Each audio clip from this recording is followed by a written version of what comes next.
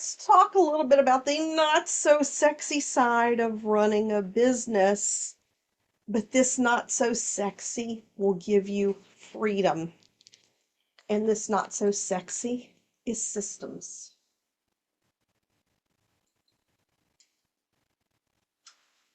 And especially now, in the age of AI, there are many, many opportunities to find an AI, I'm going to call it SaaS. That's what it is, software as a service. You can find an AI SaaS program that will automate a lot of this for you, but you have to train it. And I'm not talking about ChatGPT. ChatGPT is a learning language model. It is not an AI agent SaaS program. So let's first of all talk about the importance of systems. My name is Penny. I'm a board certified hypnotist, certified professional hypnosis instructor, award-winning, write in 2 industry journals, and I was in healthcare for 25 years before I quit anesthesia to run my hypnosis practice globally full time. One of the key things that made anesthesia so freaking safe back in the 1980s was anesthesia adopted the aviation model in terms of checklists and standards. One of the things you will hear these checklists called are SOPs, Standard Operating Procedures. Now, don't let your eyes gloss over.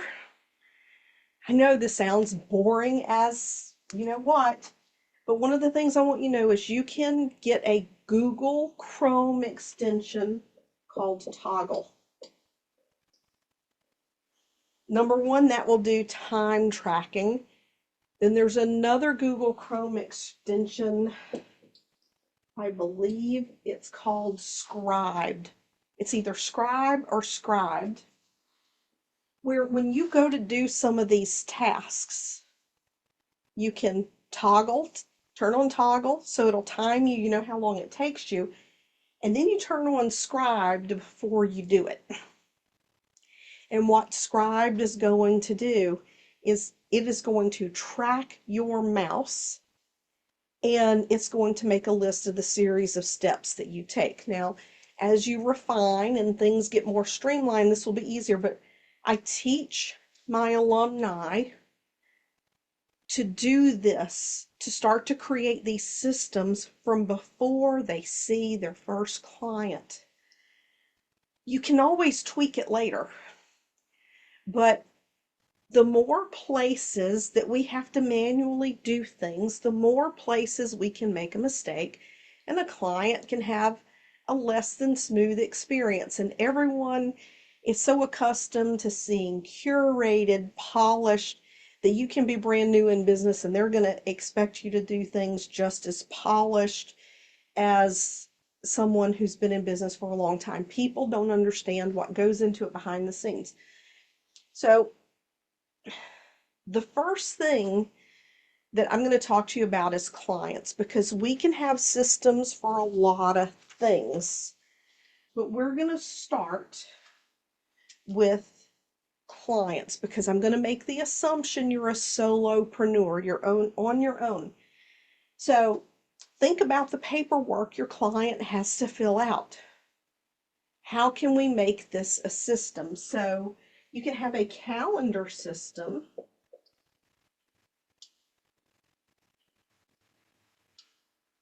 And that calendar system can handle your consult questionnaire,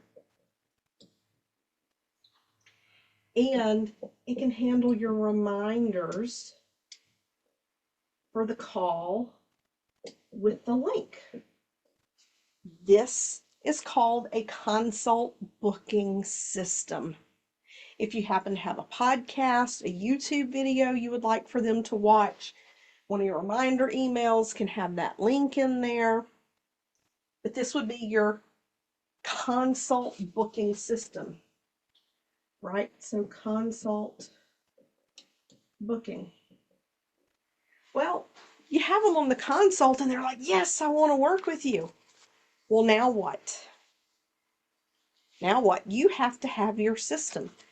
Before that person gets on this consult with you, if you're going to do this manually, you should have your payment software pulled up. You should have your calendar pulled up. You should have everything ready. So your system may not always be automated. It might be this checklist, this SOP, and you have your checklist out. So you're going to have a payment system.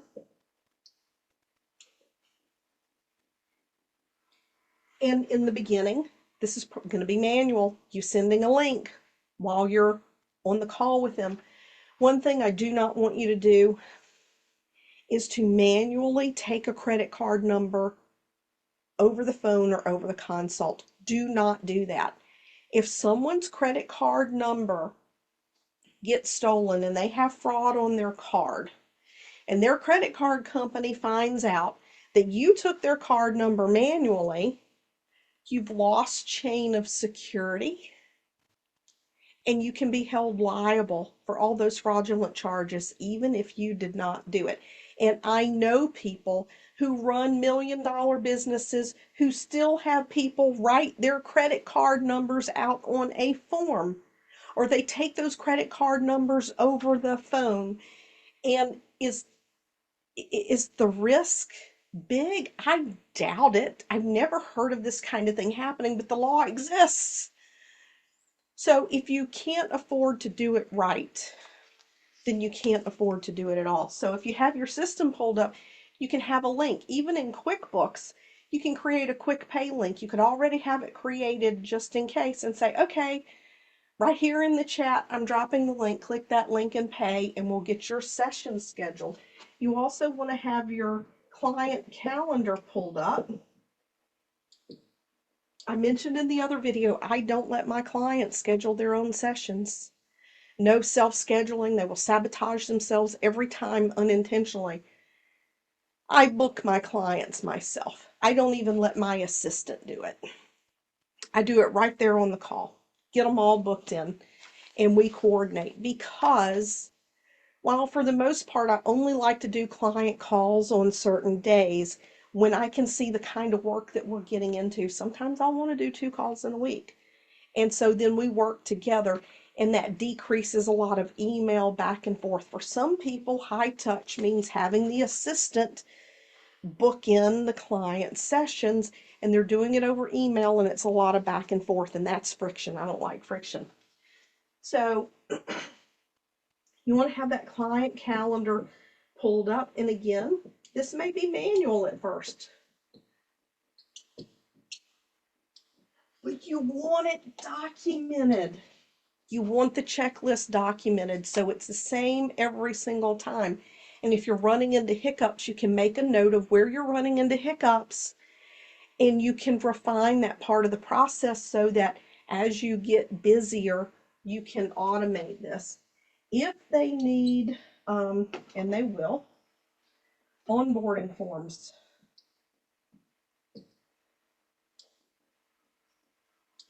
So for me with my clients, very high ticket clients, I don't take payment on the phone. I'll say, okay, once we get off the call, I'll send over the paperwork for you and information on the investment and how you can take care of all that. I don't even say money. I don't say payment. My people don't vibe with that. They think about money differently, but your clients are going to want to know, how much does it cost? How much am I going to have to pay you? How often can I make in payments? Use the word investment. Say your investment in yourself. Make it a positive, your investment in yourself. Be sure to do that. And for me, because I have a system now set up, when someone books in, I go into my email system and I tag them as a one-on-one client. If they're working with Tina, they get tagged as a one-on-one client with Tina. And what that does is that's going to automatically put them into a system that adds them to a portal. This is where my videos are: truth about hypnosis, understanding their feelings, self-talk, the self-hypnosis I'm going to teach them, some very short videos about the most common questions people ask. It's not a course. It's just resources for them. And then it sends email number 1, letting them know they got access. And I actually send this before they even pay. It's really classy. Send it before they pay. For people who aren't accustomed to investing a lot of money, this might feel like pressure. You're going to have to interview your people and know, hey, if I were to send you access before you paid, and I'm not talking about the actual client on the consult, I mean, when you're doing interviews to learn the language of your people, you could ask, hey, how would it make you feel if you said yes to working with me and I went ahead and I added you to the portal before you had made payment? Would that make you feel pressure? Because people get really in their feelings around money. So then it waits 2 days, and then they get email number 2. And email number 2 has the instructions to connect with me on Voxer. My exception, I keep it simple, the steps. I keep the steps very, very simple. I also let my clients know that their calendar, I'm sending them a Google invite. And I'm like, you're going to have to put this on your calendar because you will not get reminders. So most people who are business savvy know how to add a Google invite to their iCal or whatever the case may be. So it's not a problem. But for your normal everyday person who doesn't run their life out of something like Google Calendar, iCal, or some other calendar management software, you can manually schedule these client sessions in your calendar system, which could be Calendly, there's Acuity, and there's another one, I can't remember the name of it, that's less expensive. But you can set up reminders in that so that when they're having their session, they get like a 72, a 24, and a 1 hour reminder. 1 hour if you're virtual. If you're in person, don't do a 1 hour. You need to have a very clear cancel reschedule process. This is another part of the system in the onboarding, is you need to outline the cancel reschedule in the policy. You need to have, so you have your confidential form. The link to that is in email number 1 for me. I've already had them, when they do their payment, I've already sent over the terms of service, but your terms of service are your NGH Bill of Rights. You can have a link to that. My favorite system for my forms is JotForm. Jotform.com. You can have 5 forms with 100 submissions per month for free. So you can do your consult form, your onboarding form, and your onboarding form can have the NGH Bill of Rights in it. So then that becomes just one form. You can even hook up your Square, your Stripe, your PayPal. They have any other number of processors. You can hook your payment up to this. And you can say, hey, I'm sending you a link right now, and it could be the link to the onboarding forms, and the payment is at the top. And then they fill out the forms. They do it all in one shot. You get to decide what it looks like, but then you also want an offboarding system.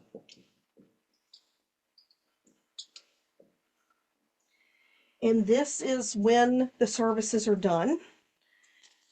You're letting them know what's next, how they can purchase an a la carte package of sessions. You know, if you have little issues come up in the future, you can purchase a 3-pack of one-off sessions for X amount of money. Or if you have a membership, let's go back to the hypnosis, weight loss, nutrition. They do one-on-one work, and then you're like, hey, your next step, you have 2 options. You can join the membership, or you can do the monthly retainer. And I'm right by your side privately, one-on-one. So the monthly retainer would be one-on-one, at $500 a month, or you can join the group membership at $99 a month. So you're rolling them into something else, and this also includes getting your testimonial. Now, this is a client-facing system, onboarding. This does not include delivery. Partly delivery, because I talked about adding to a portal, but what is your system for delivery? Do you like one session a week? Do you like 2 sessions a week? Are they going to have homework that you're going to give them? What is that client delivery system? Are you delivering those things in their portal? What is that going to look like? And this is going to be unique to each and every person who is setting up your business, that delivery system. If it's a membership you're running, then you're going to have a membership site set up. What days of the month are those calls? How long does it take to get a replay uploaded? How often are you uploading new content to that area? Those things are all so very important to know. And when you have a checklist and you know what you're going to do and you have it finessed and you kind of have an idea, then you can begin to automate it. And when you put these things into a system that automates, then you don't have to have your hands in it. Or if you have SOPs, when you get busy, you can hire an assistant and they can do this for you. You could hire someone to be your salesperson. Tina does my sales. She handles the consults and all of that. So when you have a checklist, it becomes clear, and you have to have these checklists before you can scale to the point that you have freedom in your business. You're going to have systems around your finances. How do you look at your finances every month? What's the cash flow coming through look like? If you're wanting to build a center where you have a team of hypnotists and staff, what is going to be your system for onboarding a new client? What are going to be the expectations? And all of that stuff has a system and a workflow, but this is a very simple place where everybody starts. But everything that you do in your business, if you can systematize it and automate it, you want to do it. Especially if you're ADHD like I am. I did not know for several years. I only found out 2 years ago that I have ADHD. And I was attempting to scale my business on top of chaos, and it does not work. Things will break all the time. So at that point, when you have enough money coming in, rather than like, oh, I can give myself a raise, go pay somebody who understands systems. You want a systems and operations specialist to come in and implement these systems. And if you have these SOPs, because they're going to ask you all these questions, and if you don't know, then it's going to cost you a lot of money. It's going to cost you a lot of money to have someone help you if you don't know step by step what you're doing with your clients, your finances, and all of those things. So systems, they will set you free.